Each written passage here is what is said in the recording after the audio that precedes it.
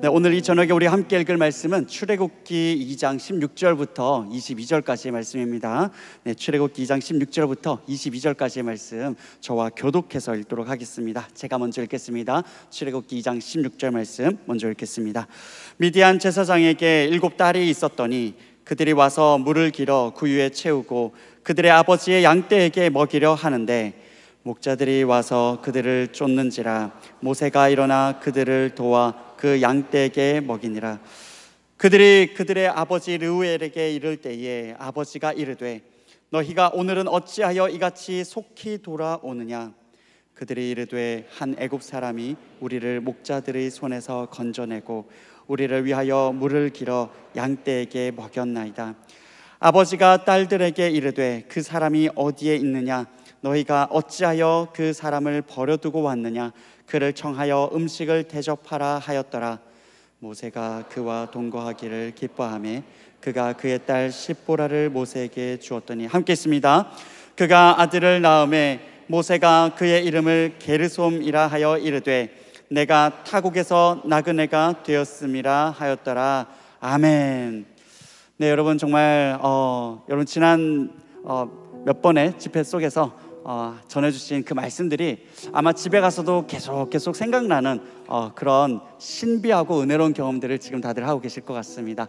네, 오늘 마지막 집회인데요. 여러분 이제 목사님 몇 번 좀 소개드렸다시피 15시간 비행기를 타고 오시자마자 잠깐 투스르시고 곧바로 또 저희 수양회 함께 하고 계시고 또 오늘 끝나고 나면 내일 또 바로 15시간 비행을 또 시작하셔야 됩니다.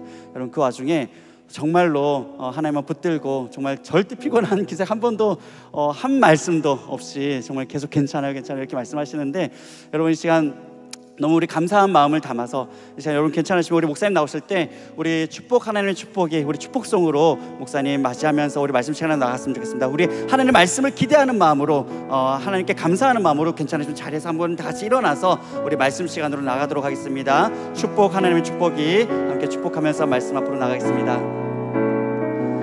축복 하나님의 축복이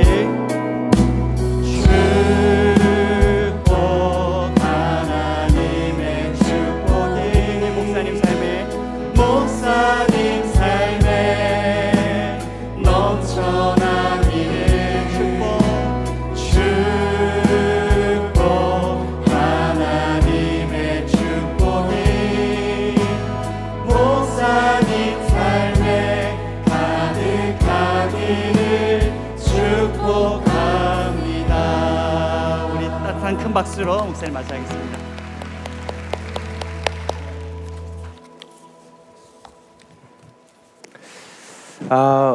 여러분들 괜찮으세요?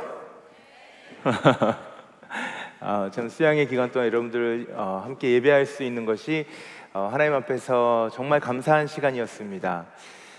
이렇게 목회자들, 목사들에게 좋은 공동체를 만나고 또 좋은 예배자를 만나는 것만큼 격려가 되는 게 없습니다. 여러분들의 모습을 제가 마음속에 깊이 있게 사진으로 찍은 것처럼 담고 갈 수 있어서 정말 감사하고 또 하나님께서 각자 있는 자리에서 부르신 자리에서 소명의 자리에서 사명의 자리에서 하나님 우리의 삶을 통해 영광 받으시고 어디에 있든지 하나님을 예배할 수 있는 그런 정말 멋진 우리 청년부 또 우리 신자 한 명 한 명 될 수 있기를 주의 이름으로 축복합니다. 제가 한번 짧게 한번 기도하고 하나님 말씀 나누도록 하겠습니다. 하나님 감사합니다. 오늘도 우리가 주님 앞에 나왔습니다.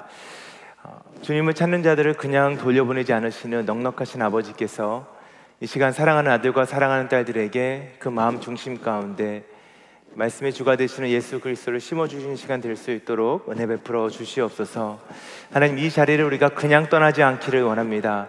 2025년 이 수양의 마지막 시간 가운데 하나님을 붙드는 시간 될 수 있도록 도와주시고 그 하나님께서 우리의 손을 꽉 붙들고 놓지 않는 시간을 고백하는 귀한 시간 될 수 있도록 역사하여 주시옵소서. 모든 것에 감사드리며 예배받게 합당하신 예수님의 이름으로 기도하였습니다. 아멘. 여러분 제 이름이 황모세잖아요. 아마 오늘 처음 만나신 분들도 계시니까 제 이름이 황모세입니다. 이름이 황모세는 조금 특이한 이름 아닙니까? 안 특이하세요? 특이한 편이죠, 그렇죠? 특이한 편이다 보니까 많은 분들이 저를 만나면 그런 거 물어봐요. 혹시 모세로 사는 인생이 힘들지 않았습니까? 이런 걸 물어봅니다. 아니면 모세라는 이름에 에피소드가 없어요? 이런 얘기를 하실 때가 종종 있습니다. 제가 예전입니다. 한참 전에 어느 모임에 간 적이 있어요. 모임에 가서 제가 저를 소개했습니다. 안녕하세요, 저는 황모세입니다. 그랬더니 인사하는 사람들이 저에게 모세형 동생이 왔네 이러는 거예요. 모세형 동생이 왔다는 거예요. 그래서 제가 이 모임에 아론이 있나 보다. 성경에 모세 형 이름이 아론이잖아요. 그래서 이제 아론이 있나 보다 그런 생각을 했어요. 그래서 제가 나중에 모세 형이 오면 저에게 소개를 시켜주겠다 그러더라고요. 내가 알겠다고 인사하겠다고 이렇게 이야기를 했습니다. 그리고 좀 시간이 지난 다음에 어떤 분이 저한테 이렇게 걸어오세요. 그러면 저한테 안녕하세요, 제가 모세 형입니다 이렇게 이야기를 하더라고요. 그래서 제가 반갑습니다. 안녕하세요, 제가 황모세입니다. 그러면서 이름이 어떻게 되시는 거예요? 그랬더니 네, 제가 모세 형이에요 이러는 거예요. 그분의 성이 뭐고 이름이 세형이었던 거예요. 그래서 제가 너무 그러시냐고요. 그래서 제가 동생이 많네요 이런 얘기를 했던 기억이 있습니다. 어딘가에 모세형 형제님이 잘 살고 있겠죠. 오늘은 이 모세에 대한 이야기를 한번 좀 해보려고 합니다. 오늘 우리가 모세의 이야기를 통해서 세 사람의 일상에 대해 한번 고민해보는 시간 되었으면 좋겠어요. 여러분, 모세도 하나님 앞에 부름을 받은 사람이었고, 모세도 하나님 앞에 사명도 있던 사람이었고, 모세도 하나님께서 원하시는 그 삶을 살기 위해서 결단했던 사람입니다. 우리가 이 땅을 살아가면서 그런 결단을 수없이 하며 살아가는데, 여러분들 이렇게 수양의 오늘 마지막 날인데 내일부터 여러분들 삶으로 돌아갔을 때 여러분이 마주하게 되는 일상의 삶을 우리가 준비해야 된다는 생각이 들어요. 어떻게 그 일상을 우리가 살아낼 수 있을 것인가에 대한 고민을 우리가 오늘 이 자리에서 한번 모세의 이야기를 통해서, 그리고 모세가 함께했던 이스라엘 백성의 일상을 돌아보면서 나도 내가 새 사람으로서 우리의 일상을 이렇게 살아가야겠다라는 그런 영적인 결단이 있는 그런 시간이 되었으면 좋겠습니다. 여러분, 모세는 애굽에서 태어난 히브리 사람이었습니다. 모세가 성경을 보면 120년을 살았다고 되어 있거든요. 애굽에서 40년의 시간 동안 왕자의 교육을 받았고, 또 40년의 시간을 광야에서 보냈고, 또 40년의 시간을 이스라엘 백성을 인도하면서 보냈습니다. 우리가 모세의 삶을 보면 하나님께서 그의 삶의 구비구비마다 구석구석마다 함께 하시는 것을 볼 수 있는데, 우리가 그 현장을 좀 찾아가는 시간이 되었으면 좋겠어요. 모세가 오늘 본문에 보면 미디안 광야로 가는 장면이 시작이 됩니다. 오늘 본문 앞에는 모세가 어떻게 태어났으며 그가 어떻게 애굽에서 왕자로 길러졌는지가 나와 있고, 그리고 그가 자신의 동족이었던 히브리인을 괴롭혔던 애굽 사람에게 분노하여서 애굽 사람을 쳐서 죽이는 일이 일어납니다. 그래서 살인자가 되어서 도망치는 그 장면이 이제 오늘 본문의 시작이 되는 거예요. 오늘 본문 한번 같이 보도록 하겠습니다. 16절과 17절인데 이렇게 써 있습니다.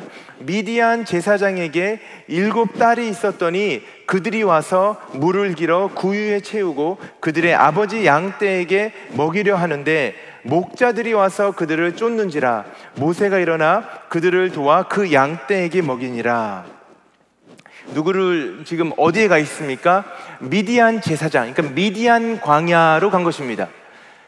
여러분, 모세가 120살 중에서 40년을 애굽의 왕자로 컸잖아요. 어렸을 때 애굽의 모든 히브리인의 아들들을 다 죽이라는 그런 바로의 명령이 있었죠. 그 명령에서 모세의 어머니 요게벳이 모세를 숨겨서 키우다가 더 이상 숨길 수가 없어서 이제는 강가 위에 역청을 바른 갈대상자 위에 넣어서 아이를 떠나보내지 않습니까? 그리고 그 갈대상자가 바로의 공주에게 발견되죠. 그때부터 태어나면서부터 모세는 자신의 삶을 애굽의 왕실에서 시작을 했던 사람이었잖아요. 여러분, 120년 가운데 40년을 살았다는 것은 오늘날 우리가 대충 그냥 사로잡았을 때 우리가 대충 90살을 산다고 했을 때 30년의 시간을 사는 거죠. 여러분의 나이 아니겠습니까? 여러분들이 지금까지 살아왔던 그 환경처럼 모세는 자신의 삶에 익숙했던 자리가 있었다라는 거예요. 근데 그가 지금은 어디 가 있습니까? 미디안 광야로 도망친 상황이었습니다. 미디안 광야가 모세에게는 어떠한 자리였을까요? 어떠한 모습이었을까요? 지금까지 그가 살아왔던 애굽에서의 40년을 하나도 써먹을 수 없는 자리가 아마 미디안 광야였을 것입니다. 미디안 광야에서 애굽에서 자신이 배웠던 것, 자신이 익혔던 것, 자신의 문화를 하나도 써먹을 수 없는 내가 나을 수 없는 자리가 아마도 미디안 광야였을 것입니다. 여러분, 우리 모두는요, 어제라는 점과 오늘이라는 점을 이어서 선을 만들어 살아가는 사람들입니다. 어제라는 시간은 오늘의 내가 있기에 필연적인 시간이죠. 어제가 없으면 오늘 내가 있을 수가 없습니다. 여러분들도 마찬가지 아닙니까? 어제 여러분이 없으면 오늘 여러분은 있을 수가 없는 것이에요. 그래서 우리는 우리의 인생을 그렇게 점과 점을 이어서 선으로 만들어 살아가는 사람들이기 때문에 우리가 어제와 오늘이 단절되면, 어제에서 오늘이 끊어지면 우리는 당황합니다. 왜냐하면 우리는 어제 살았던 삶의 모습을 통해서, 어제 내가 경험했던 것을 통해서, 어제 배웠던 것을 통해서 오늘의 문제를 해결해 나가는 삶을 살아왔기 때문에 그렇습니다. 그래서 내가 어제랑 오늘이 끊어지면 내가 마주하게 되는 그 시간 앞에서 우리는 때로는 두렵고 때로는 염려하고 근심하게 되어 있죠. 여러분, 우리 인생을 한번 쭉 살펴보시기 바랍니다. 여러분, 우리가 학창시절에 열심히 공부했죠? 열심히 공부했습니다. 왜 공부했습니까? 좋은 학교 가려고 공부하지 않았습니까? 그래서 열심히 12년을 공부한 다음에 우리가 원하는 대학에 진학을 합니다. 대학 가서 어떻게 합니까? 인생 끝났습니까? 아니죠. 대학 간 다음부터는 또 열심히 취업을 준비하죠. 그때부터 시험도 보고 자격증도 따고 이러면서 우리는 끊임없이 또 다음 내일을 준비합니다. 취업하면 끝났습니까? 아니죠. 또 살아남아야 되죠. 취업 현장 가운데서, 직장에서 최선을 다해서 내가 성과를 내야 되고, 할 수만 있다라면 조금 더 위로 올라갈 수 있는, 우리가 그런 삶을, 우리의 삶을 만들어가고 있지 않습니까? 위로 올라가면 끝났습니까? 아니죠. 결혼해야 되잖아요. 좋은 사람 만나야 됩니다. 어느 정도의 돈도 모아야 되고, 혹시 가능하다면 집도 사야 되고, 혹시 가능하다면 이것저것 준비해서 결혼해야죠. 그게 우리의 모습 아닙니까? 결혼하면 끝났습니까? 아니에요. 아이 낳아야 되잖아요. 한 명이든 두 명이든 세 명 낳으면 제일 좋고요. 어쨌든 아이도 낳아야 되지 않습니까? 가정을 이룹니다. 아이 낳으면 끝입니까? 아니죠. 아이를 또 키워야 돼요. 얼마나 힘들게 키우는지 여러분들이 정말 여러분의 부모님의 힘듦과 땀 흘림을 부모가 되시면은 공감하실 수 있을 거예요. 그냥 낳아놓으면 애들이 크는 게 아니더라고요. 어마어마한 희생과 헌신을 통해서 그 아이를 길러냅니다. 그렇게 해서 또 그 아이를 공부시켜서, 우리가 했던 것처럼 열심히 공부시켜서 그 아이를 또 좋은 학교에 보내야 돼요, 우리가. 그럼 또 걔는 똑같이 우리랑 또 똑같은 삶을 사는 거예요. 직장을 가고 승진하고 결혼하고. 그래서 우리가 어느 순간에 은퇴를 하는 시간이 되었을 때 끝나나요? 또 아니에요. 건강해야 되잖아요. 그렇죠? 건강해야 되니까 운동도 하고 은퇴 후의 삶을, 노후를 준비하기 시작합니다. 30년을 놀아야 되는데 얼마나 많이 준비를 해야 돼요, 우리가? 무엇을 말하고 있습니까? 우리의 인생은 어제에서 오늘로 연결되어서 흘러간다라는 거예요. 여러분, 그렇게 한 사람의 인생 가운데 어느 한 자리라도, 한 순간이라도 어제와 오늘이 단절되면 우리는 그 시간을 고난이라고 이야기하죠. 그 시간 가운데 우리는 너무나 고통스러움을 느끼게 되어 있습니다. 두려워합니다. 여러분들이 힘들었던 순간들 한번 생각해 보시기 바랍니다. 오늘 만약 여러분들이 지금 어떤 문제를 힘들어하고 있다면 왜 그럴까요? 어제까지 내가 할 수 있었던 무언가를 통해서 오늘의 그 문제를 해결할 수 없기 때문에 그렇습니다. 모세가 지금 오늘 본문에서 미디안 땅 앞에 가 있습니다. 미디안 땅 앞에 서 있는 모세의 모습이 바로 그러한 모습이에요. 우리 인생 가운데 그렇게 우리는 수없이 어쩌면은 미디안 광야를 지나왔을 것입니다. 어떻게 그 자리를 지나오셨습니까? 하나님의 은혜로 지나오셨습니까? 여러분의 실력으로 지나오셨습니까? 무엇이 되었든 간에 우리가 원하든 원하지 않든 우리는 그렇게 어제와 단절된 오늘을 우리는 지나가서 또 어떻게 하다 보니까 이 자리까지 와 있는 거예요. 오늘 본문에서 모세가 어떤 일을 하죠? 오늘 본문을 보면 모세가 일어나 그들을 도와 그 양떼에게 먹이니라 라는 표현이 있습니다. 모세가 물을 마시러 갔던 것 같아요. 물가에 갔는데 거기에 저 건너편에 보니까 어떤 자매님들이 이제 물을 먹이러 가축을 데리고 와 있어요. 근데 그것을 괴롭혔던 동네 불량배들이 있었던 거죠. 그래서 모세가 어떻게 합니까? 가서 도와주죠. 도와줍니다. 그리고 이제 후에 그 도와줬던 자매 중에 한 명이 모세의 아내가 되죠. 그렇죠? 그러니까 형제님들은 이제 이런 걸 잘 좀 타이밍을 잡을 필요가 있습니다. 그래서 물가를 서성이다가 누군가를 불량배를 만났을 때 빨리 도망가지 말고 여러분들이 이제 앞장서서 도와주면은 어떻게 될지 몰라요, 그렇죠? 자, 잘 보십시오. 모세는 애굽에서 혈기가 있는 사람이었어요. 그러니까 아니 히브리인이 좀 애굽인에게 괴롭힘을 당한다고 그 사람을 때려 죽일 것까지는 없잖아요, 그렇죠? 근데 그렇게 했다라는 거예요. 혈기가 있었습니다. 마찬가지로 지금 미디안 광야에 가 있지만, 내가 낯선 자리에 서 있지만, 내가 이 자리에 있는 모든 환경을 내가 한 번도 경험한 적이 없지만, 그럼에도 불구하고 모세는 지금도 혈기가 있기 때문에 불량배들이 자매들을 괴롭히니까 가서 그들을 물리치고 자매들을 돕는, 미디안에 있지만 여전히 애굽의 모세로 그 자리에 서서 광야의 첫 삶을 시작하고 있어요. 어떤 일이 일어납니까? 본문을 이어서 보면 18절부터 20절까지의 말씀 같이 보도록 하겠습니다. 그들이, 그 자매들이에요, 그들의 아버지 르우엘에게 이를 때에 아버지가 이르되 너희가 오늘은 어찌하여 이같이 속히 돌아오느냐. 일찍 돌아갔나 봐요, 그렇죠? 그들이 이르되, 그 자매들이 말하는 겁니다. 한 애굽 사람이 우리를 목자들의 손에서 건져내고 우리를 위하여 물을 길러 양떼에게 먹였나이다. 모세의 이야기를 하는 겁니다. 아버지가 딸들에게 이르되 그 사람이 어디에 있느냐, 너희가 어찌하여 그 사람을 버려두고 왔느냐, 그를 청하여 음식을 대접하라 하였더라. 그러니까 자매들이 불량배로부터 이제 건짐을 당한 다음에 충분하게 고맙다 이런 얘기를 안 하고 왔는지 모르겠습니다. 어쨌든 집에 오니까 아버지가 왜 이렇게 빨리 온 거야? 그랬더니 아니 우리가 갔는데 물 먹이다가 동네에 또 그 나쁜 사람들이 와서 우리를 괴롭혔는데 어떤 지나가던 사람이 우리를 도와줬어 라고 이야기한 거죠. 그래서 아버지가 아니 그럼 그 사람을 데리고 와야지, 그냥 보내면 어떡하니? 라고 이야기한 거예요. 자, 이 장면에서 지금 이 자매님들이 모세를 어떻게 지금 인식하고 있습니까? 오늘 본문 19절에 뭐라고 되어 있습니까? 한 애굽 사람이라고 되어 있죠. 무엇을 말합니까? 미디안 광야에 살고 있는 자매님들의 눈에 모세가 누구로 보였습니까? 애굽 사람으로 보였다라는 거예요. 여러분, 모세가 언제부터 애굽 사람이었을까요? 모세가 처음 바로의 공주에게 발견되던 때는 어떤 모습인지 한번 살펴보길 원합니다. 출애굽기 좀 앞으로 가면 출애굽기 2장 5절과 6절이에요.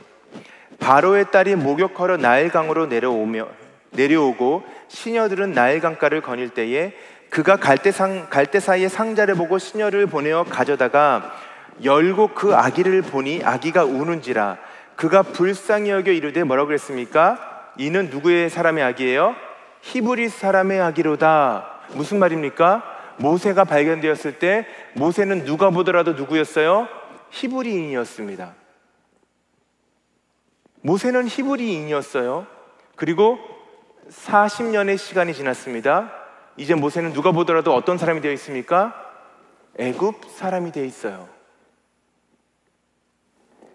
여러분, 모세의 40년은 어떠한 모습이었을 것 같으세요? 모세가 히브리인으로 태어났습니다. 그리고 모세는 애굽의 바로의 공주에게 지금 입양이 되어 크고 있는 거죠.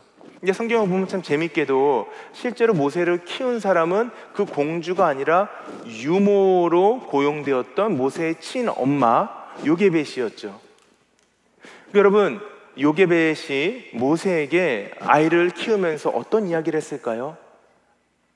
모세가 왜 그렇게 히브리인이 애굽인에게 괴롭힘을 당한 보면서 분노했을까요? 모세는 아마도 어린 시절부터 어머니에게 이런 교육을 받았을 것입니다. 모세야, 네가 지금 비록 바로의 아들로서 이렇게 애굽의 왕자를 크고 있지만 너는 히브리인인 것을 기억해야 돼. 너의 또래 친구들은 지금 다 죽임을 당했는데 하나님께서 기적적으로 너를 살려내신 거야. 그리고 사람이 계획하고 사람이 생각할 수 없는 방법으로 너를 지금 애굽의 왕자로 살게 하신 거야. 반드시 너에게 하나님이 가지고 계신 특별한 계획이 있어. 이것을 끊임없이 모세에게 가르치지 않았겠습니까? 그러니까 모세는 어려서부터 어머니의 그 이야기 들으면서 어떤 생각을 했을까요? 아, 맞아. 내가 생각해도 좀 특별한 케이스인 것 같기는 해. 왜냐하면 노예처럼 살았던 히브리인이 지금 왕자를 꾸고 있으니까 이게 얼마나 기이한 일이겠습니까? 그러니까 모세는 끊임없이 생각했겠죠. 맞아. 내 안에 어쩌면 하나님께서 나에게 주시는 특별한 사명이 있을 거야. 그리고 그게 아마도 이 민족을 위해 쓰임받는 뭔가가 있지 않을까라는 생각을 했을 것입니다. 그래서 어쩌면 모세는 더 열심히 살면서 자신이 혹시 민족을 구원할 수 있는 힘을 갖게 될 수 있지 않을까라는 생각도 했을지 모르겠습니다. 근데 그러는 가운데 자신이 자기 몸처럼 맡겼던 히브리인이 애굽인에게 괴롭힘을 당하니까 그걸 참지 못하고 가서 쳐서 죽이는 일을 행해버리는 것이죠. 여러분, 그런 모세의 40년의 시간이 지금 이 히브리인의 악이루다라고 이야기했던 그 장면부터 한 애굽 사람의 이 표현 가운데 그 40입니다.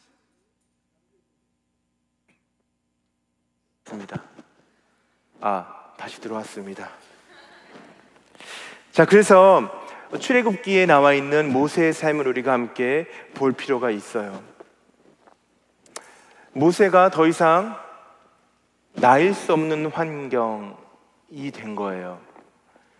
히브리이면서 애굽인이었는데 지금 그가 있는 곳은 어디예요? 미디안 광야입니다. 모든 사람들의 눈에 저 사람은 애굽에서 왔는데 라는, 모든 사람의 눈에 이 사람은 이방인인데 라는 그런 평가를 받을 수밖에 없는 자리에 모세가 또 가 있는 거예요. 그런 상황 가운데서 성경은 우리에게 이런 이야기를 기록하고 있습니다. 오늘 본문 21절과 22절입니다. 모세가 그와 동거하기를 기뻐하며 십보라입니다. 아내를 만났습니다. 결혼하기를 결정한 거예요. 그가 그의 딸 십보라를 모세에게 주었더니 그가 아들을 낳음에 모세가 그의 이름을 게르솜이라 하여 이르되 내가 타국에서 나그네가 되었음이라 하였더라. 자, 모세가 지금 어떤 상황이 됐습니까? 모세가 가정을 이뤘어요. 제가 이제 미국에 살고 있지 않습니까? 미국에 살다 보면은 여러분처럼 청년들이 미국에 많이 와요. 공부하러 오는 분들도 계시고, 요즘엔 또 이렇게 그 취업, 단기 취업처럼 해서 1년, 2년짜리로 오신 분들이 상당히 많더라고요. 예전에는 그런 분들이 없었는데 새로운 어떤 비자가 생겼나 봐요. 그래서 1년 또는 2년 과정으로 해서 미국에 있는 한국 회사들에 이렇게 취업해서 오신 분들이 많이 계시더라고요. 근데 그렇게 오는 청년들이 미국에서 결혼을 하게 되는 경우가 종종 있어요. 그러니까 잠깐 생각하고 왔다가 이렇게 교회에 나오게 되고 청년부에 서 있다가 뭐 자매나 형제를 만나서 이제 결혼을 결정하게 되는 경우가 있습니다. 무엇을 말하는 걸까요? 그러면 가서 물어봐요. 뭐야? 미국 살려고? 이렇게 사람들이 물어봐요. 여러분, 결혼한다라는 건 그런 의미 아닌가요? 결혼을 한다라는 것은 내가 이제 이 땅에 정착하겠다라는 의미 아닌가요? 뿌리를 내리겠다라는 의미 아니겠습니까? 그러니까 모세가 지금 미디안 광야로 도망쳐서 왔잖아요. 도망자입니다. 아무도 모릅니다. 그런데 처음 만났던 그 가정이 어떻게 연결이 잘 되면서 이제 아내를 맞이하게 되는 상황이죠. 그래서 모세가 마음 가운데 생각했겠죠. 그래, 내가 어쩌면은 애굽으로 돌아가지 못할 수도 있겠구나. 어쩌면 내가 그냥 이 미디안에서 계속 살아야 될 수 있겠구나를 어느 정도는 생각했겠죠. 그래서 모세가 이제 결혼을 하기로 하고 결혼을 했습니다. 그리고 시간이 지나서 아이를 낳게 됩니다. 그런데 아이의 이름을 뭐라고 지었어요? 게르솜. 이름도 이상한데 게르솜. 게르솜인데 그 의미가 뭐라고요? 의미가 더 충격적이죠. 의미가 뭐예요? 내가 타국에서 나그네가 되었음이라.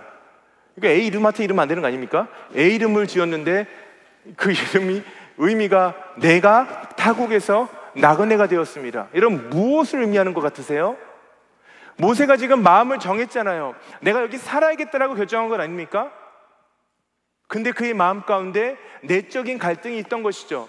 그래서 그가 첫 아들을 낳았는데 그 아들의 이름을 내가 타국에서 나그네가 되었다라고 지었다라는 거예요. 모세가 첫 아들을 얼마나 예뻐했겠습니까? 말 그대로 첫 아이잖아요. 그러니까 그 아이를 볼 때마다 얼마나 예뻤겠어요. 근데 그 아이의 이름을 부를 때마다 모세는 무슨 생각을 했을 것 같으세요? 아이의 이름을 부를 때마다 내가 나그네라는 이야기를 하는 거죠. 내가 나그네구나, 내가 이방인이구나를 이야기하지 않았겠습니까? 그러니까 모세가 그 마음 안에서 수많은 내적 갈등과 고민이 있었다라는 것을 성경은 우리에게 보여주고 있는 거예요. 내가 타국에서 나그네가 되었습니다. 모세는 자기의 어제와 어쩌면 스스로 이별을 택한 걸 수도 있습니다. 타국에서 나그네가 되었다는 것은 뭐예요? 나는 이제 예전의 나로 돌아갈 수 없다는 것을 말하는 거잖아요. 어쩌면 스스로 자신이 이제는 새로운 삶을 시작해야겠다라고 스스로에게 끊임없이 다짐하고 또 다짐하지만 마음 안에서 마음의 뿌리를 내리지 못하는 것 같은 그런 상황이 지금 모세의 삶 가운데 일어나고 있는 것입니다. 이게 모세의 광야에서의 삶을 단면적으로 보여주는 모습이에요. 자, 여러분, 그런데 오늘 본문은 여기서 끝나지만 이 본문 후에 어떠한 일이 일어나고 있는지를 우리가 살펴보면서 하나님께서 이러한 모세의 삶 가운데 무엇을 지금 하고 계시는가를 바라볼 수 있어야 됩니다. 여러분, 우리가 모세의 삶을 한번 생각해 보십시오. 여러분들, 성경에 기록되어 있는 모세가 참 위대한 일을 했잖아요. 근데 모세의 삶의 일상으로 한번 들어가 볼까요? 그의 일상은 어땠습니까? 그의 일상은 자신이 꿈꿨던, 자신이 마음 가운데 기도했던, 사모했던, 어쩌면 히브리인의 리더가 되어서 유대 민족을 다시 한번 일으킬 수 있는 그런 꿈과는 거리가 멀고, 현실은 어제와 단절되는 오늘을 살아가면서 모든 것을 새롭게 배워야 됐으며 내 안에 사명이 어디 있는가에 대해서 끊임없이 힘을 던질 수밖에 없는, 내적으로 끊임없이 갈등하면서 고민하면서 자신의 정체성을 내가 이 땅에 살아가는 나그네처럼 생각하고 있었던 그런 삶의 모습을 살았던 것이 어쩌면 모세의 40년의 광야 생활일 수 있지 않겠어요? 그게 모세의 일상입니다. 모세가 하나님 앞에서 했던 위대한 일들을 우리가 보면서 그냥 모세가 정말 대단하게 살았을 것처럼 우리가 보여줄 수 있죠. 물론 대단한 삶을 살았겠죠. 그러나 그의 일상으로 들어갔을 때 그의 삶의 모습은 그렇게 높이 올려진 그런 모습과는 어쩌면 좀 거리가 있는 그런 모습인 것 같다는 생각이 들어요. 그렇게 하루하루를 모세는 고민 가운데 살아가고 있었습니다. 자, 그런데 그 시간에 하나님은 무엇을 하고 계셨을까요? 여러분이 이렇게 수양회를 마치고 일상으로 돌아가는 자리 가운데, 여러분, 어제와 다른 오늘, 내일 우리가 살아가면서 어마어마하게 이 세상이 바뀌어 있을 가능성은 희박하지 않습니까? 우리는 그냥 정말 내가 이렇게 누워있던 침대로 들어가는 것처럼 편안한 자리가 아니라 불편한 자리로 또 나아가야 될지도 몰라요. 전혀 바뀌지 않는 상황으로 우리는 돌아가는 것이, 여러분, 근데 그게 성경에서도 많은 사람들의 일상이었어요. 우리만 그런 게 아니에요. 내 인생만 왜 이러지가 아니라, 여러분, 그 위대한 모세도 결국은 인생에서 그런 고민 가운데 살아갔다라는 거예요. 그런데 그때 하나님은 무엇을 하고 계셨을까요? 오늘 본문 바로 뒤에 있는 본문을 같이 성경 구절을 보기를 원합니다. 출애굽기 2장 23절부터 25절입니다.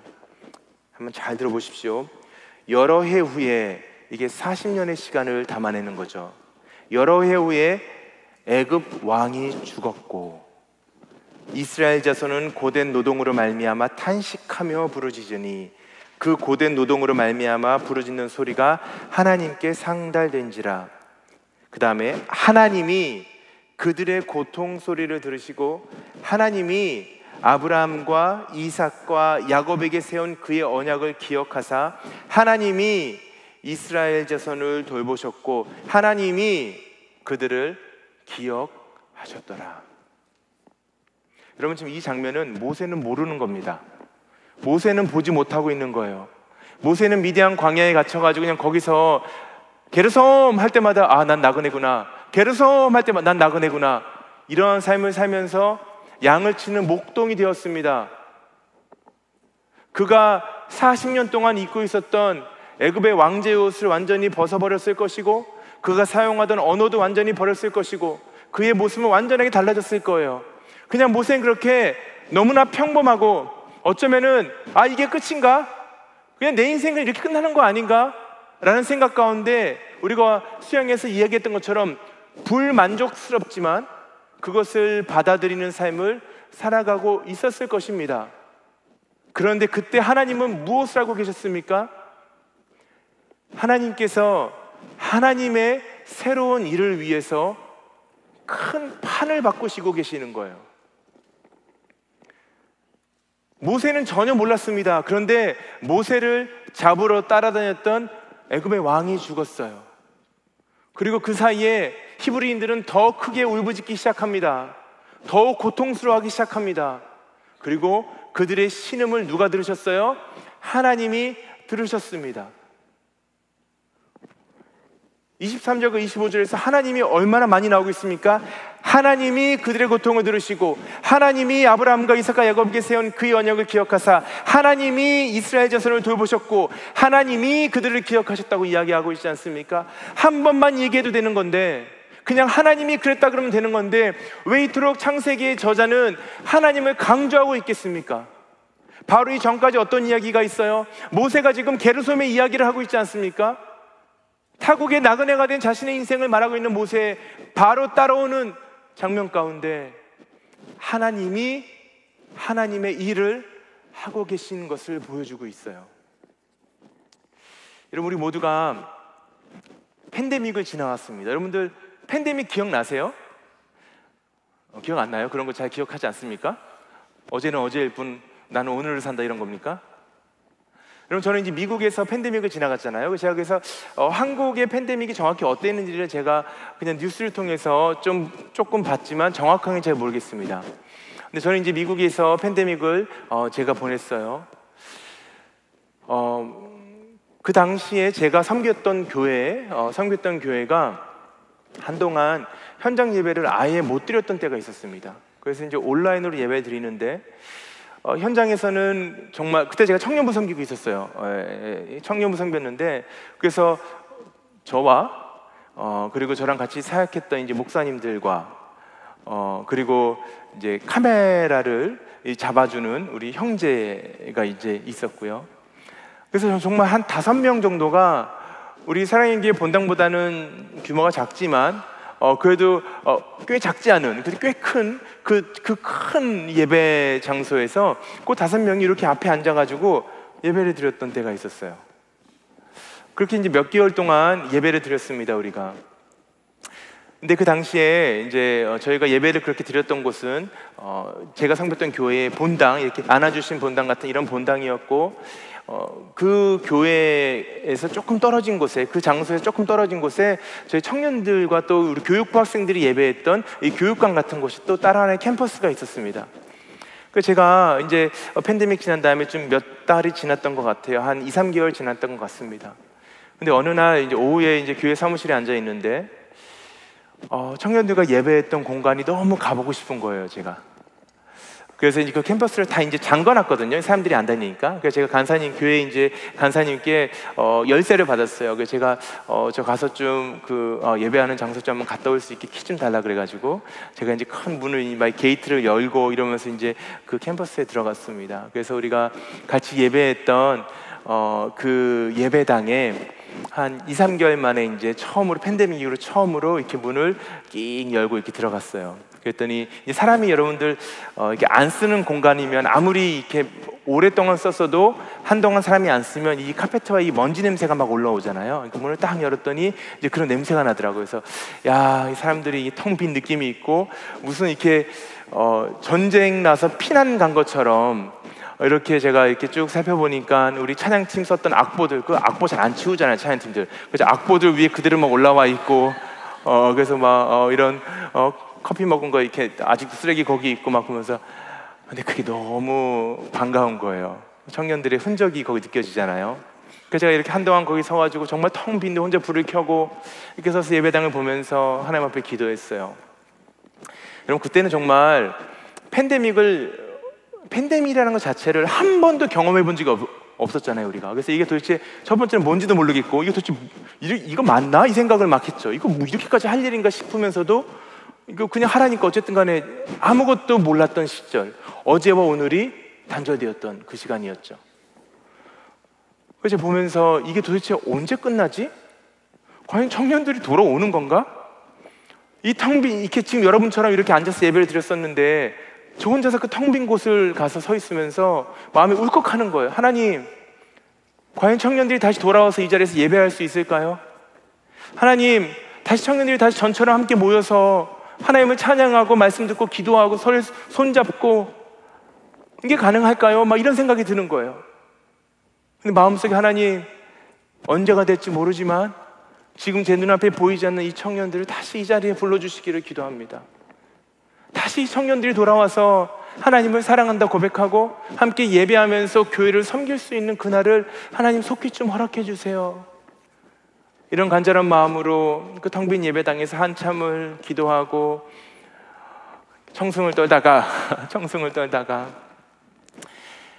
가자 이런 마음이 들어가지고 다시 이제 불을 다 끄고 문을 닫고 딱 예배당 밖으로 나왔어요. 근데 이제 실내에 있다 보니까 밖에 나오니까 눈이 너무 부시는 거예요. 이렇게 눈이 부시는데 그때 예배 장소 바로 앞에 나무 한 그루가 이렇게 나무가 있거든요. 나무들이 이렇게 있는데 근데 그 나무가 꽃나무예요. 꽃나무인데 딱 나왔는데 거기에 하얀 꽃이 만개해 있는 거예요. 만개해 있는 거예요. 근데 여러분 제가 그걸 보면서 어떤 생각이 들었는지 아세요? 두세 달 동안 아무도 오지 않았던 그 캠퍼스 가운데 그 나무는 시간에 맞춰서 꽃을 피우고 있는 거예요. 저는 시간이 멈췄다고 생각했습니다. 그냥 모든 것들이 다 그냥 정지했다라고 생각했고 도대체 이거 어떻게 되는 건가에 대해서 아무런 계획과 아무런 비전을 가질 수 없었던 때였는데 그 나무는 계속해서 꽃을 피우고 있었어요. 근데 제가 그 가운데서 하나님의 손길을 봤습니다. 하나님이 내가 보지 않는 곳에서도 일을 하고 계시는구나. 하나님이 내가 느끼지 못해도 움직이고 계시는구나. 하나님의 시계는 단 한 번도 멈춘 적이 없었구나. 얼마나 그게 저에게 위로가 되었는지 모릅니다. 그렇구나. 나는 모든 게 다 정지했다고 생각했던 그 시간 가운데 내가 아무것도 예측할 수 없었던 그 시간 가운데 나는 어제와 오늘이 끊어져서 어찌할 바를 모르고 있던 그 시간 가운데 저만이 아니라 온 교회와 온 세상이 그렇게 불안하고 두려움 가운데 사로잡혔던 그 시간 가운데 하나님은 하나님의 일을 지금도 하고 계시는구나. 여러분 이 출애굽기에서 나오는 모세의 이야기가 우리에게 동일한 메시지를 던지고 있는 것입니다. 모세는 그렇게 지극히 평범하고 어쩌면 모세의 기대와는 너무나 다른 자리에서 그렇게 인생을 살아갔어요. 얼마 동안에요? 40년 동안. 오늘날로 치면 이제 모세가 90살로 치면은 60세까지 된 거죠. 인생의 황혼기를 접었는 때까지 모세는 그런 일상을 살아갔다라는 것입니다. 근데 하나님은 모세가 보지 못하는 자리에서 일하고 계셨다라는 거예요. 모세가 출애굽기 3장 11절과 12절에서 이제는 하나님이 모세를 부르십니다. 그리고 모세가 어쩌면 40년 동안 잊고 지냈던 사명을 다시 한 번 더 선포하세요. 근데 모세가 이렇게 반응합니다. 출애굽기 3장 11절과 12절입니다. 모세가 하나님께 아뢰되 내가 누구이기에 바로에게 가며 이스라엘 자손을 애굽에서 인도하여 내리이까. 하나님이 이르시되 내가 반드시 너와 함께 있으리라. 내가 그 백성을 애굽에서 인도하여 낸 후에 너희가 이 산에서 하나님을 섬기리니 이것이 내가 너를 보낸 증거니라. 여러분 모세가 40년 동안 어떻게 되었습니까? 내가 누구이기에 내가 누군데 바로에게 갈 수 있겠습니까? 여러분 이것은 그냥 인간적인 고백이 아니라 모세가 정말 자신이 누구인지를 정확히 깨달은 것입니다. 근데 바로 이때 하나님께서 뭐라고 말씀하신 거예요? 하나님이 이르시되 내가 반드시 너와 함께 있으리라. 여러분, 우리의 삶을 바라보십시오. 우리 일상에서 우리가 이런 하나님을 만나야 합니다. 하나님, 제가 일상을 살다 보니까 잘 못하겠네요. 하나님 주시는 꿈과 사명을 기도하면서 결단하고 내려왔는데 이거 쉽지 않은 것 같아요. 이런 기도를 하나님 앞에 하는 때를 마주한다라면 그때 우리는 이 하나님의 음성을 들어야 돼요. 걱정하지 마. 내가 반드시 너와 함께 그 일을 나의 열심으로 이룰 것이야. 모세가 그래서 하나님의 부르심에 순종하여 애굽으로 돌아가는 장면, 출애굽기 4장 20절의 말씀입니다. 모세가 그의 아내와 아들들을 나귀에 태우고, 게르솜을 태웠겠죠. 나귀에 태우고 애굽으로 돌아가는데 뭐라고 되어 있습니까? 모세가 하나님의 지팡이를 손에 잡았더라. 광야에서 모세는 하나님의 지팡이를 잡게 되었어요. 그 당시에 지팡이는 우리로 치면은 주민등록증 같은 겁니다. 내가 누구인가를 보여주는 것인데 어쩌면 되게 평범한 것 아닙니까? 근데 이게 누구의 지팡이라고요? 하나님의 지팡이라고 성경 기자가 이야기해요. 원어를 정확히 살피면 하나님께로부터 받은 지팡이라는 것이 좀 더 정확한 표현입니다. 평범한 지팡이인데 그냥 나무떼기 하나였을 텐데, 막대기였을 텐데 이것을 어떻게 말하고 있어요? 하나님께 받은 지팡이. 모세는 이 지팡이를 가지고 홍해를 건너죠. 광야를 지납니다. 여러분들에게는 그 하나님의 지팡이가 있으십니까? 여러분이 사명을 감당하기 위해서 여러분들은 하나님께 받은 지팡이를 가지고 계십니까? 제가 이 장면을 생각해 보면서, 영화를 보면 이렇게 감독이었으면 이렇게 딱 석양에 뒷모 실루엣으로 잡았을 것 같아요. 딱 나귀를 태우고 게르솜 데리고 지팡이를 갖고 가는데 뒤에서 쫙 해가 비치고 그림자로만 이렇게 나와지는 그 장면. 근데 CG를 넣을 것 같아요. CG를 딱 넣어가지고 그 지팡이가 하늘로부터 내려오는 하나님의 손처럼 보여지게 하고 싶어요. 그래서 모세가 하나님의 지팡이를 잡고 있는 것이 아니라 하나님께서 모세의 손을 잡고 걸어가시는 장면처럼 저에게는 보여지고 있어요. 여러분, 그 하나님의 손을 여러분들이 의지해야 되는 줄 믿습니다. 일상을 살아가면서 우리는 또 여전히 넘어지고 쓰러지는 그런 삶을 반드시 살아갈 것입니다. 여러분의 일상 그렇게 화려하지 않을 수 있습니다. 미디안 광야처럼 어제 오늘이 끊어진 시간을 또 마주하게 될 것입니다. 그런 자리마다 우리는 내가 보지 않은 곳에서, 내가 듣지 못하는 곳에서, 내가 생각할 수 없는 그 자리에서도 여전히 하나님께서 하나님의 일을 하나님의 시간에 맞춰서 하고 계시다라는 것을 바라볼 수 있어야 되는 거예요. 그리고 그 하나님께서 내가 반드시 너와 함께 있으리라고 말씀하셨던 이 모세에게 주신 하나님의 말씀이 나를 향한 하나님의 말씀인 것을 믿고 고백하며 그 하나님 손을 붙들고 우리가 또 광야로 나아가는 거예요. 그 손 붙들고 홍해도 건너는 것이고, 그 손 붙들고 만나도 맛보는 것이고, 그 손 붙들고 마지막 순간까지 가는 것이, 그게 세 사람의 일상이 되어야 합니다. 이러한 모세의 삶을 우리가 조금 더 깊이 있게 살펴보기를 원해요. 모세가 그렇게 그 지팡이를 가지고 갑니다.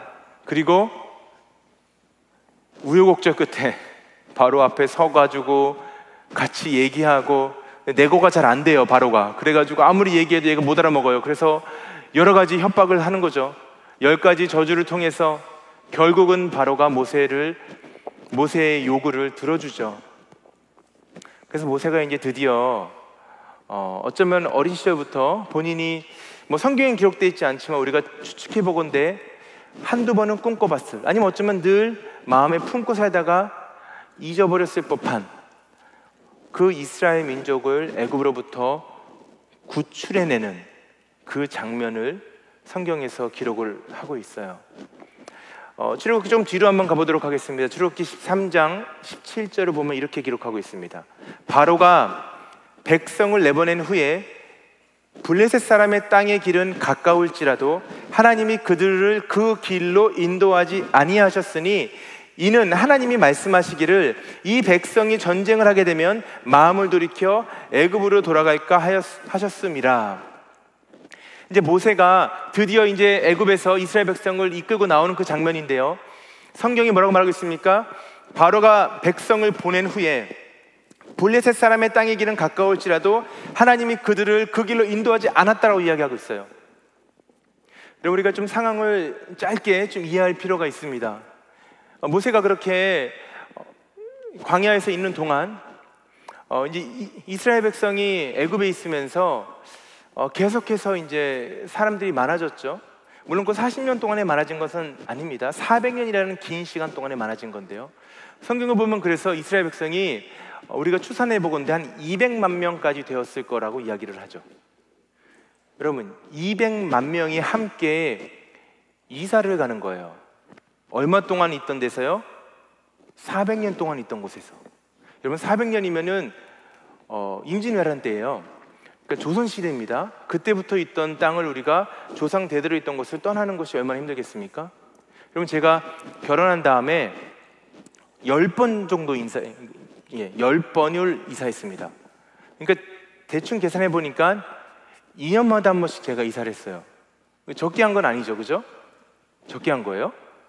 여러분들은 뭐 일주일에 한 번씩 이사하십니까? 여러분, 이사하는 거 쉽지 않아요. 근데 제가 저희 아내랑 저랑 이 둘만 있었을 때는 그래도 그렇게 어렵지 않았습니다. 뭐 집 구하는 것도 어렵지 않았고, 그리고 짐 싸는 것도 그냥 대충 싸면 돼요. 이렇게 싸가지고 가면 되니까. 근데 이제 아이가 하나 생기고 둘 생기고 셋 생기고 이러다 보니까 이사가 점점 너무 어려워지고 생각할 게 너무 많아지니까 골치가 아프더라고요. 그래서 이사 좀 그만했으면 좋겠다라는 생각을 하면서 요즘 살고 있습니다. 근데 여러분, 200만 명이 함께 이사한다고 생각해 보세요. 얼마나 정신이 없겠습니까? 얼마나 힘들겠습니까? 여러분, 200만 명을요, 우리가 사람의 출석을 부른다고 생각해 보면요, 1초에 한 명씩 이름을 부르면 23일 동안 불러야 돼요. 되게 많죠? 되게 많아요. 여러분, 200만 명이 서로 손을 잡고 산다고 생각해 보세요. 그럼 뭐 한 사람이 한 50cm 정도 이제 공간을 차지하지 않겠어요? 손 잡으면 양쪽으로. 그러면 그게 1000km예요. 그러니까 서울에서 부산이 400km잖아요. 그러면 서울에서 부산을 손잡고 쭉 이어서 부산 가서 한 바퀴 돌아가지고 다시 서울로 돌아왔다가 다시 돌아가지고 한 대전까지 가는, 이렇게 많은 사람인 거예요. 그러니까 이렇게 많은 사람을 우리가 같이 어디론가 가려는 게 얼마나 힘들었겠어요. 생각만 해도 끔찍하지 않습니까? 강남 3구라고 말하잖아요. 송파, 또 강남 서초. 그 구민들을 다 합해도 160만 명밖에 안 돼요. 그러니까 이게 우리가 상상할 수 없이 많은 사람들이 움직여야 되는 그런 상황이었으니까 정말 쉽지 않았을 것 같습니다. 그런데 역시나 시작부터 어려움이 생기기 시작해요. 블레셋 사람의 땅은 가까울지라도 하나님이 그들을 그 길로 인도하지 않았다고 되어 있습니다. 여러분, 하나님께서 이스라엘 백성을 가나안 땅으로 옮기시기를 원하셨는데, 가나안 땅까지 그냥 직선거리로 가면요 2주면은 갈 수 있는 가까운, 뭐 이렇게 아주 멀지 않아요. 뭐 아주 가깝진 않지만 그래도 2주일만 열심히 걸어가면요 가나안 땅까지 갈 수 있는 그런 상황이었습니다. 그런데 그 길로 가려면, 직진으로 가려면 블레셋 사람들의 땅을 지나갔어야 됐어요. 근데 블레셋 사람들은 당시에 호전적인 민족이었습니다. 그러니까 호전적이라는 것은 전쟁하기를 좋아했다는 것이죠. 그러니까 이스라엘 백성이 전쟁을 해야 되는 거예요. 그 땅을 지나가기 위해서. 여러분, 2명도 아니고 200명도 아니고 2000명도 아니고 200만 명이 그 땅을 지나간다고 생각하면 그 땅이 초토화 될 거 아니에요. 그렇죠? 그러니까 이게 전쟁을 하지 않고서 그 땅을 지나갈 수가 없는 거죠. 근데 하나님이 아셨어요. 이스라엘 백성은 전쟁을 준비했던 병사들이 아니었거든요. 그들은 볏집에 가서 벽돌 만들었던 사람들이거든요. 노동했던 사람들입니다. 그러니까 뭐 도망 나오면서 뭐 무기는 당연히 없었을 것이고 뭐 살림살이 챙겨가지고 막 가지 않았습니까? 그러한 상황 가운데서 하나님이 블레셋과의 전쟁을 피하게 하신 거예요. 그러면서 뭐라고 말씀하셨어요? 이는 하나님이 말씀하시기를 이 백성이 전쟁을 하게 되면 뭐라고요? 마음을 돌이켜서 애굽으로 돌아갈까 하셨습니다. 여러분 너무 이거 이상하지 않습니까? 여러분들이 400년 동안 노예로 살았습니다. 그리고 누군가 여러분들 구원해 줬어요. 그러면 조금 어렵고 힘들어도 한 번 정도는 목숨 걸고 도전해 보면서 새로운 삶을 시작해야 되는 거 아니에요? 근데 지금 이들은 뭐라고 되어 있습니까? 다시 애굽으로 돌아갈까 하나님이 걱정하셨어요. 그래서 전쟁을 피하게 하셨어요. 근데 아니나 다를까 오늘 보면 조금 뒤에 있는 것을 보면요, 출애굽기 14장 11절과 12절입니다. 그들이 또 모세에게 이르되 애굽에 매장지가 없어서 당신이 우리를 이끌어내어 이 광야에서 죽게 하느냐? 어찌하여 당신이 우리를 애굽에서 이끌어내어 우리에게 이같이 하느냐? 우리가 애굽에서 당신에게 이른 말이 이것이 아니냐 이르기를 우리를 내버려 두라. 우리가 애굽 사람을 섬길 것이라 하지 아니하더냐? 애굽 사람을 섬기는 것이 광야에서 죽는 것보다 낫겠노라. 여러분 아직 전쟁도 안 했고요, 어려운 일을 뭐가 시작한 것도 없었습니다. 근데 이스라엘 백성이 애굽 군대가 자신들을 잡으러 따라온다는 얘기를 듣자마자 이렇게 불평하기 시작한 거예요. 여러분 너무 이상하지 않아요? 그러면 애굽이 어떠한 곳일까요? 애굽은 옛사람이 머무는 자리입니다. 애굽은 하나님이 통치하는 곳이 아니라 바로가 다스리는 자리입니다. 애굽은 자유함이 있는 곳이 아니라 노예로 살아야 되는 자리입니다. 애굽은 신음이 있고 눈물이 있고 아픔이 있는 자리입니다. 그런데 다시 이스라엘 백성은 그 애굽으로 돌아가기를 원했다라는 것입니다. 그럼 우리의 모습은 어떻습니까? 우리의 모습은 어떻습니까? 우리가 지금 수양을 통해서 옛사람을 벗어버렸어요. 우리는 새 사람을 입었습니다. 근데 어쩌면 우리는 일상으로 나아갔을 때 다시 애굽으로 돌아가고 싶은 마음이 일어날 수도 있어요. 일상에서 하나님을 따르기를 결정했는데, 하나님 앞에 순종하기를 결정했는데 생각보다 그게 힘드니까. 이스라엘 백성은 출애굽을 원했을지는 모릅니다. 그러나 출애굽의 의미가 무엇인지를 몰랐을 거예요. 하나님을 예배하러 하나님 앞에 절기를 지키고 하나님 앞에 제사를 드리기 위해서 이 백성을 보내달라고 모세가 이야기를 했고, 그렇게 해서 바로는 그렇게 이스라엘 백성을 내보냅니다. 모세가 이스라엘 백성에게 가서 이야기했을 거예요. 우리가 광야로 가서 저 산으로 가서 하나님 앞에 절기를 지키고 하나님 앞에 제사를 드리자, 다시 말하면 우리가 저기로 가서 하나님 앞에 예배를 드리자라고 이야기를 한 것입니다. 그런데 그들이 출애굽은 원했지만 하나님 앞에 예배하러 가는 삶의 의미가 무엇인지를 몰랐다라는 거예요. 여러분, 출애굽은 이스라엘 백성으로 하여금 너희 마음대로 살도록 내가 풀어줄 게가 아닙니다. 여러분, 구원이라는 것은 내가 너희를 죄로부터 자유케 했으니 이제 너희들이 마음대로 살아라가 아닙니다. 출애굽은 바로를 섬기던 백성이 하나님을 섬기는 결단이 있을 때 일어나는 거예요. 구원이라는 것은 죄를 사랑했던 우리가, 죄를 섬겼던 우리가 하나님을 사랑하기를 결단하고 하나님 앞에 바로 서기를 결단하는 마음으로 나아가는 것이, 그게 구원의 길입니다. 근데 우리는 그 길이 힘들기 때문에, 하나님이 주시는 사명의 길이, 소명의 길이 힘들기 때문에 우리는 너무나 쉽게 그냥 다시 애굽으로 돌아가기를 원하잖아요. 여러분, 그게 우리의 모습 아니었습니까? 용서는 받기 원하지만 의롭게 됨을 입고 아버지의 거하는 삶을 살기 싫어하는 거예요. 여러분, 오늘 본문이 우리에게 그러한 모습에 살아가고 있는 이스라엘 백성, 또 오늘 우리의 모습 가운데 엄청난 이야기를 합니다.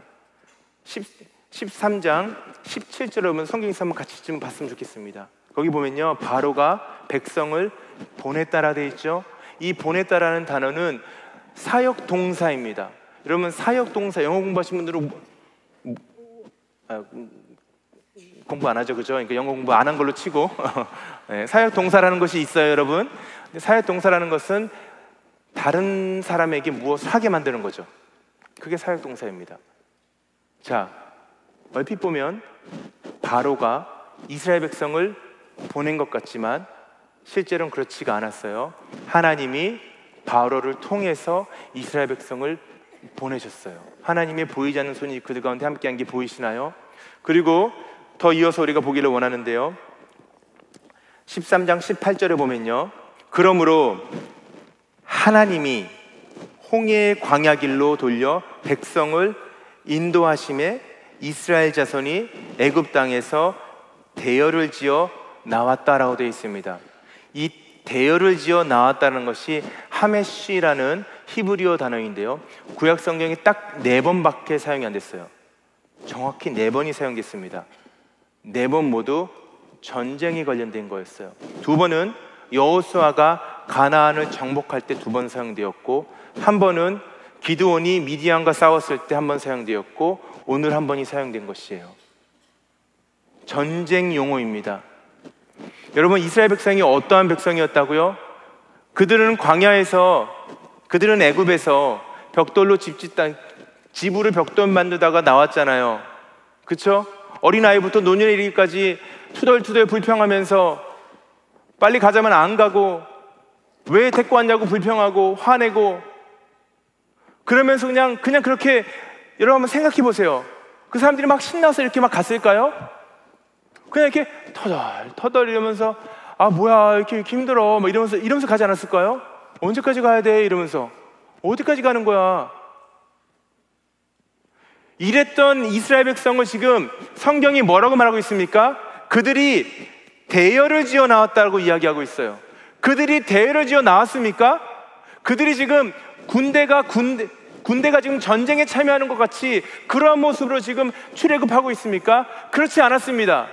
그런데 왜 이렇게 성경은 이렇게 말하고 있습니까? 누가 그들을 이렇게 보신 거예요? 하나님께서 이스라엘 백성을 하나님의 최정의의 부대를 보고 계시는 거예요. 여러분을 한 명 한 명을 하나님께서 수양회를 통해서 은혜를 주시고 말씀하시고 이제 세상으로 이끌어 나가시는데, 솔직히 우리가 별거 없지 않습니까? 솔직히 우리가 뭐 대단한 거 없지 않습니까? 우리가 내일부터 뭐 어마어마한 일을 할 그런 능력도 우리에는 없지 않습니까? 근데 하나님은 지금 여러분을 어떻게 보고 계시는 거예요? 여러분이 세상을 나가는데 일상으로 돌아가는 그 모습 가운데 하나님께서 대열을 지어 나아가는, 전쟁에 참여하는 최정의 병사로 여러분 한 명 한 명을 보고 계시다라는 것입니다. 여러분 놀랍지 않으세요? 놀랍지 않으세요? 그렇게 해서 이스라엘 백성이 나오는 거예요. 그렇게 나온 이스라엘 백성이 광야에서 힘들게 오랜 시간을 하나님 앞에 서 있던 40년을 보내지 않습니까? 빨리 가면 좋을 텐데, 최정예 부대까지는 오케이, 그건 좋았어요. 근데 목적지까지 그냥 한 일주일이면 딱 도착하면 딱 좋았을 텐데, 모두 편했을 텐데 왜 하나님께서 그렇게 안 하셨을까요? 여러분 인생 가운데요, 저의 인생 가운데 하나님이 좀 더 쉽게 그냥 빨리빨리, 그냥 우리 그런 거 좋아하잖아요, 빨리빨리 하는 거. 근데 그렇게 왜 안 하셨을까요? 신명기에 보면 신명기 8장 15절과 16절입니다. 너를 인도하여 그 광대하고 위험한 광야 곧 불뱀과 정갈이 있고 물이 없고 건조한 땅을 지나게 하셨으며, 또 너를 위하여 단단한 반석에서 물을 내셨으며, 내 조상들도 알지 못하던 만나를 광야에서 내게 먹이셨나니, 뭐라고 되어 있습니까? 이는 다 너를 낮추시며 너를 시험하사 마침내 뭐예요? 내게 뭐를 준다고요? 복을 주게 하려 하심이라. 왜 우리에게 하나님께서 그렇게 우리가 이해할 수 없는 시간 동안을 광야에 머물게 하시면서 그 사명을 이루고 싶은데 맨날 실패하게 하시고 넘어지고 쓰러지면서 왜 그 길을 그렇게 가게 하실까요? 우리가 정확하게 그 순간과 시간을 우리가 계산할 수는 없지만 하나님의 관점에서는 우리를 그렇게 인도하심으로 인하여서 마침내 뭘 주신다고요? 우리에게 복을 주신다라고 이야기하고 있는 거예요. 복을 주시겠다라는 것입니다. 여러분, 성경이 말하는 복이 뭘까요? 여러분, 우리는 이 복을 우리가 이해하려면 시간을 많이 건너뛰었기 때문에 쉽게 우리 가운데 와닿지 않을 수도 있지만, 이 신명기를 처음 봤던 이스라엘 백성은 이 복을 딱 듣는 순간에 생각나는 장면이 있었을 것입니다. 창세기 1장으로 돌아가서 하나님께서 아담을 창조하신 후에 아담에게 복을 주사 이 땅에 생육하고 번성하라라고 말씀하셨어요. 그리고 조금 시간이 지나서 창세기 12장에 가보면 이스라엘 백성이 늘 사랑하고 사모했던 아브라함에게 하나님께서 복을 주사 창대하라라고 말씀하셨죠. 같은 개념이죠. 하나님께서 하나님의 자손에게 복을 주사 이 땅에 충만하게 하시는 거예요. 여러분, 우리가 그 복의 개념을 이해하기 위해서 우리가 모세의 삶을 좀 더 깊이 있게 한 걸음 더 들어갈 필요가 있습니다. 출애굽기 13장 19절을 보게 되면요, 모세가 요셉의 유고를 가졌다라고 되어 있습니다. 여러분, 이게 지금 아까에서 이어지는 겁니다. 여러분, 지금 다른 데 갔다 오셨는데 아까에서 이어지는 거예요. 바로가 그들을 지금 내보냈잖아요. 내보냈습니다. 내보낸 다음에 그들을 블레스 땅으로 지나지 않게 하시고 먼 길로 돌아가게 하셨습니다. 그 다음에 이어지는 것입니다. 근데 모세가 그냥 맨손으로 그 자리를 나온 것이 아니라 뭘 가져왔다고요? 모세가 요셉의 유고를 가졌으니 이는 요셉이 이스라엘 자손으로 단단히 맹세하게 하여 이르기를 하나님이 반드시 너희를 찾아오시리니 너희는 내 유고를 여기서 가지고 나가라 하셨습니다. 여러분, 이게 무슨 말일까요? 여러분, 우리가 이것을 이해하기 위해서 400년 전으로 이야기를 다시 한번 돌아가야 됩니다. 요셉이 400년 전에 죽으면서 했던 유언이 있었어요. 창세기 50장 24절과 25절입니다. 요셉이 그의 형제들에게 이르되 나는 죽을 것이나 하나님이 당신들, 형제들입니다, 당신들을 돌보시고 당신들을 이 땅에서 인도하여 내사 아브라함과 이삭과 야곱에게 맹세하신 땅에 이르게 하시리라 하고, 요셉이 또 이스라엘 자손에게 맹세시켜 이르기를 하나님이 반드시 당신들을 돌보시리니 당신들은 여기서 내 해골을 메고 올라가겠다 하라 하였더라. 요셉이 무슨 얘기를 하고 있습니까? 왜 내 유고를 가져가라고 이야기를 하고 있어요?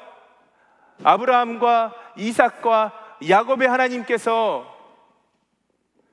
약속하셨던 그 언약을 이루실 거기 때문에 나를 그 생명의 땅으로 데려가야 된다라는 거예요. 여러분, 요셉은 110년을 살았습니다. 110년을 살았어요. 그리고 그 인생에서 93년을 애굽에서 살았습니다. 요셉의 아빠가 누군지 아세요? 너무 어려워요. 요셉의 아빠는 야곱이에요. 야곱의 아빠는 이삭이에요. 이삭의 아빠는 아브라함이죠. 아브라함과 이삭과 야곱은 요셉에게 바로 이어지는 선조들이었죠. 그러니까 요셉은 아버지였던 야곱에게, 할아버지였던 이삭에게, 증조할아버지였던 아브라함에게 주셨던 하나님의 언약을 어렸을 때부터 듣고 자랐을 거예요. 하나님께서 아브라함에게 복을 주셨고 땅을 주시기로 하셨고 자녀를 풍성하게 하시겠다고 하셨던, 죄로 인하여서 모든 것이 다 끊어진 상황 가운데 있었던 온 인류 가운데 하나님이 아담에게 주셨던 그 약속을 다시 아브라함을 통하여서 회복하시겠다고 약속하셨을 때에 그 이야기를 요셉은 어린 시절에 들었을 것입니다. 그리고 그는 지금 애굽으로 끌려가게 되었죠. 그리고 애굽에서 몇 년을 살았습니까? 93년을 살았어요. 여러분들과 제가 110년을 이 땅에 살아가는데 93년 다른 지역 가서 혼자 살았다라면 여러분, 그 어린 시절에 들었던 그 이야기를 기억하는 게 쉬운 일이었겠습니까? 근데 그것을 지금 요셉은 유언으로 남기는 거예요. 모세가 그래서 그 유언을 듣고 또 몇 년이 지났습니까? 400년이 지난 거예요. 모세가 직접 듣는 건 아니죠, 그렇죠? 그러나 이스라엘 민족에게 계속. 여러분 우리가 이 시간에 어마어마하게 긴 시간이잖아요. 근데 그 시간을 관통하고 있는 이 믿음의 선조들의 중심이 무엇이든지를 우리가 봐야 돼요. 400년이라는 긴 시간 동안에 그 정신없이 지금 막 도망가고 있는데, 여러분 6월절 식사 어떻게 하신지 아세요? 급하게 먹으라 그랬어요. 신발 신고 지팡이 가지고 급하게 먹으라. 만약 밤에 막 도망가야 되니까, 피난 가는 사람처럼 도망가야 되니까. 근데 그 상황, 정신없는 상황 가운데 모세가 뭐를 챙겼다고요? 400년 전에 요셉이 얘기했던 이야기를 기억해서 요셉의 유고를 챙겼다라는 거예요. 요셉은 왜 그토록 자신의 형제들에게, 후손들에게 이것을 부탁했을까요? 요셉이 무엇을 바라봤을 것 같으세요? 요셉이 꿈꿨던 하나님의 복은 무엇이며 하나님의 언약의 완성은 무엇이었을까요? 요셉이 경건한 사람이었다면, 하나님을 사랑하는 사람이었다면 아마도 이러한 모습을 꿈꿨을 것입니다. 요한계시록 21장 3절과 4절이에요. 내가 들으니 보좌에서 큰 음성이 나서 이르되, 보라, 하나님의 장막이 사람들과 함께 있음에 하나님이 그들과 함께 계시리니, 그 다음에 중요합니다. 그들은 하나님의 백성이 되고 하나님은 친히 그들과 함께 계셔서 모든 눈물을 그 눈에서 닦아주시니 다시는 사망이 없고 애통하는 것이나 곡하는 것이나 아픈 것이 다시는 있지 아니하리니 처음 것들은 다 지나갔음 이러라. 요셉이 그 마음 가운데 품고 있던 땅에 대한 모습이었을 것입니다. 하나님의 나라예요. 하나님의 나라에는 하나님이 계시죠. 하나님의 임재가 있습니다. 하나님의 임재가 있는 곳에는 생명이 있습니다.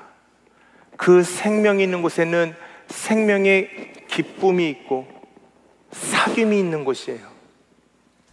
모든 고통과 눈물이 없는 그 자리를 요셉은 바라봤다라는 거예요. 히브리서 11장 22절에 믿음으로, 뭐라고요? 믿음으로 요셉은 임종시에 이스라엘 자손들이 떠날 것을 말하고 또 자기 뼈를 위하여 명령하였다고 되어 있습니다. 무엇을 통해서요? 믿음으로. 어떤 믿음입니까? 하나님께서 하나님의 나라를, 하나님의 완전하신 통치를, 완전히 다 무너져 있는 인간의 삶의 자리에 찾아오셔서 우리의 삶 가운데 실패하고 넘어지고 소망 없는 것이 당연해 보이는 우리의 삶을 통해서도 하나님께서 우리에게 반드시 하나님의 나라를 회복하실 것이라는 이 믿음으로 자신의 유고를 가지고 가라고 부탁을 했습니다. 가나안 정복 40년의 시간이 걸렸습니다. 광야를 지나고 40년의 시간이 또 걸렸죠. 모세가 느보산에서 안타깝게 죽어요. 제가 제일 싫어하는 본문입니다. 왜 거기서 모세는 못 들어갔을까? 하나님의 때가 거기까지였겠죠. 근데 모세 참 아름답죠. 멋있게 그 자리에서 때 한 번 안 쓰고 그 멀리서 가나안 땅만 바라보고 하나님의 부르심을 받습니다. 그리고 모세의 후계자가 누구죠? 여호수아죠. 여호수아가 가나안 정복을 하나님의 도우심으로 감당을 합니다. 그리고 다 그 전쟁이 끝난 다음에 마지막 장면, 여호수아서 24장 32절 상반절에 보면 이런 아름다운 기록이 있어요. 또 이스라엘 자손이 애굽에서 가져온, 어떻게 했다고요? 모세의 뼈를 세겜에 장사하였으니. 그럼 저는 이게 개인적으로 최애, 성경에서 가장 제가 아름답게 여기는 구절이에요. 여러분, 이 시간의 긴 역사 속에서 끊임없이 아브라함에서 이삭으로 전해지고, 이삭에서 야곱으로 전해지고, 야곱에서 요셉으로 전해지고 요셉에서 모세로 전해지고 모세에서 여호수아로 전해지는 이 하나님의 언약의 계승이 보이십니까? 40년의 전쟁을 치르는 동안에도 그 광야 시간, 광야에서 얼마나 힘들었어요, 이스라엘 백성이. 근데 그때도 그들은 요셉의 유고를 누군가는 챙긴 거예요. 여러분, 너무 아름답지 않아요? 누군가는 그 난리통에도 계속해서 요셉의 유고를 챙겼어요. 광야를 지나고 가나안 정복하는 그 전쟁에서도 누군가는 요셉의 유고를 챙겼어요. 그리고 가나안 땅에 가서 장사를 지냅니다. 그럼 이야기가 끝난 걸까요? 그렇지 않습니다. 히브리서 11장 5절부터 긴 구절을 제가 좀 띄엄띄엄 여러분들과 함께 읽기를 원합니다. 5절과 16절을 한번 볼게요. 그들이 낳은 바 본향을 생각하였더라면 돌아갈 기회가 있었으려니와 그들이 이제는 더 나은 본향을 사모하니 곧 하늘에 있는 것이라. 이러므로 하나님이 그들의 하나님이라 일컬음을 받으심을 부끄러워하지 아니하시고 그들을 위하여 한 성을 예비하셨느니라. 여러분들, 제가 수양회 통해서 언약의 공식이 있다고 말씀드렸잖아요. 하나님은 우리 하나님 되시고 우리가 하나님의 백성이 되는 것. 근데 하나님이 우리 하나님 되는 것을 부끄러워하지 않으신대요. 우리는 하나님이 부끄러운데, 우리 하나님 믿는 거 우리가 숨기고 살아가는데, 하나님은 내가 이 아이의 하나님이야라는 것을 부끄러워하지 않으신대요. 내가 이 아이의 아빠야, 내가 이 딸의 아빠야라는 것을 하나님은 부끄러워하지 않으신대요. 너무 마음이 찡한 고백 아닙니까? 하나님은 여러분을 부끄러워하지 않으세요. 히브리서 11장 좀 더 뒤로 가서 39절과 40절부터 해서 12장으로 넘어가 보도록 하겠습니다. 우리가 잘 아는 말씀인데 이렇게 되어 있습니다. 이 사람들은 지금 우리가 이야기했던 모든 믿음의 선조가 다 포함되어 있습니다. 이 사람들은 다 믿음으로 말미암아 증거를 받았으나 약속된 것을 받지는 못했다라고 이야기하죠. 그 하나님이 완성될 하나님의 나라를 그들은 믿음으로 받았습니다. 이미 이루어진 것으로 받았습니다. 그러나 그들의 삶을 통해서는 보지 못했다라는 거예요. 이는 하나님이 우리를 위하여 더 좋은 것을 예비하셨은즉 우리가 아니면 그들로 온전함을 이루지 못하게 하려 하심이라. 그 다음에 잘 들으십시오. 이러므로 우리에게 구름같이 둘러싼 허다한 증인들이 있으니 모든 무거운 것과 얼매이기 쉬운 죄를 벗어버리고 인내로써 우리 앞에 당한 경주를 하며 믿음의 주요 또 온전하게 하시는 이인 누구를 바라보자고요? 예수를 바라보자. 그는 그 앞에 있는 기쁨을 위하여 십자가를 참으사 부끄러움을 개의치 아니하시더니 하나님 보좌 우편에 앉으셨느니라. 할렐루야. 여러분, 이 모세를 통해 시작된 이야기는요, 요셉의 유고를 장사한 데서 끝난 것이 아닙니다. 이것은 그리스도 예수 안에서 오늘을 살아가는 우리에게도 전해진 복음이 된 것이에요.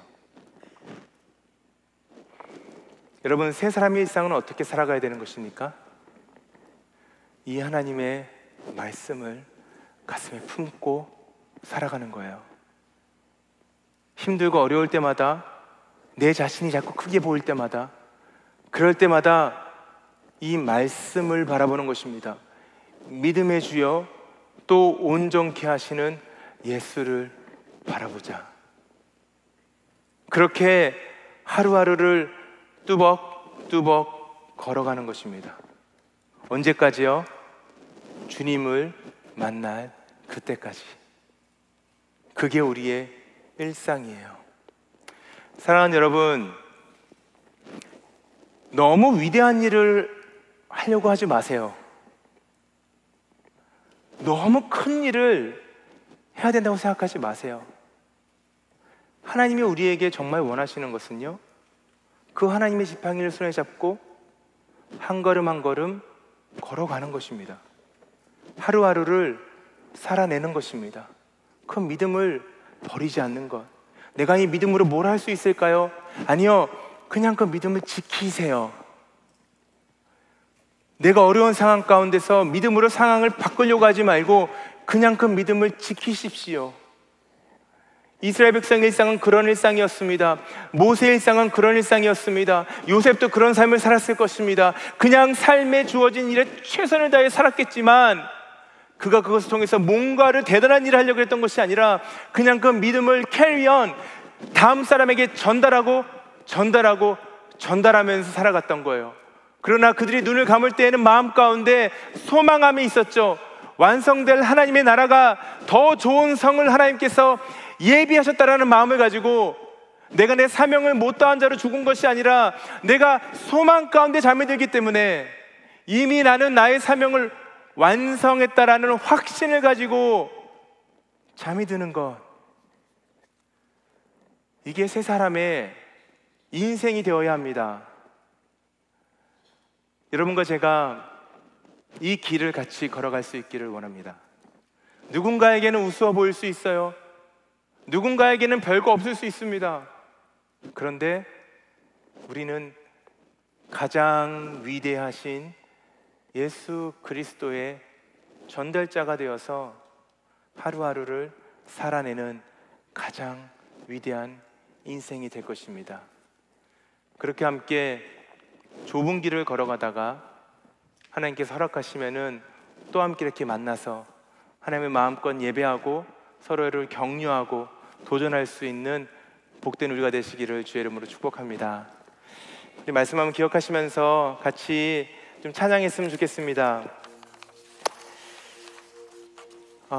우리 잘 아는 찬양이죠.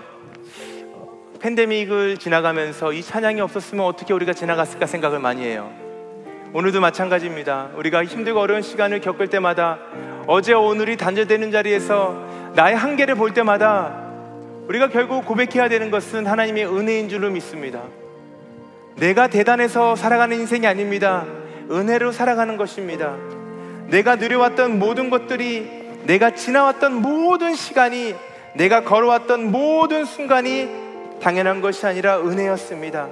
아침에 해가 뜨는 것, 저녁에 노을이 지는 것, 봄의 꽃향기와 가을의 열매가 맺어지는 것, 계절의 모든 변하는 것도 당연한 것이 아니라 은혜였습니다.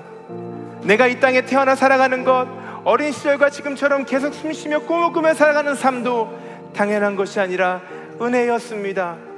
우리가 하나님의 자녀로 살아가면서 오늘 이렇게 함께 찬양하며 예배하는 것, 당연한 것이 아니라 은혜였습니다. 내 삶에 당연한 것이 하나도 없이 모든 것이 은혜였다라는 이 고백이 우리의 일상의 고백을 넘어 평생의 고백될 수 있기를 축복합니다. 자리에서 한번 다 같이 일어나서 한번 하나님 앞에 우리가 신앙을 담아서, 삶을 담아서 하나님 앞에 고백함으로 나아가도록 하겠습니다. 내가 누려왔던 모든 것들이, 내가 지나왔던 모든 시간이, 내가 걸어왔던 모든 순간이 당연한 것 아니라 은혜였어. 내가 들고 저녁에로 봄의 꽃향기와 가을의 열매, 변하는 계절의 모든 순간이 당연한 것 아니라 우리가 함께 믿음으로 고백합시다. 모든 것이 은혜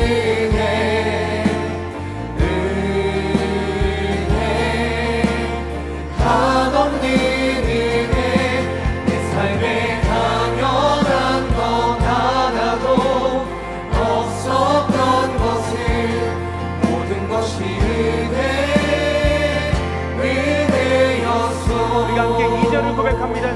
태어났을 때부터 내가 이 땅에 태어나 사는 것 어린아이 시절과 지금까지도 어린아이 시절과 지금까지 하나님의 손이 여러분과 언제나 함께 있었습니다. 숨을 쉬며 살며 꿈을 꾸는 삶 당연한 것 아니라 은혜였소 내가 하나님의 자녀로 살며 우리가 보일 때도 보지 않는 데서 하나님은 일하고 계셨습니다. 찬양하고 예배하는 언제나 신실하게 우리를 붙들고 계셨습니다. 복음을 전할 수 있는 축복이 주님 정말 그렇습니다. 당연한 것 아니라 은혜였소 모든 것이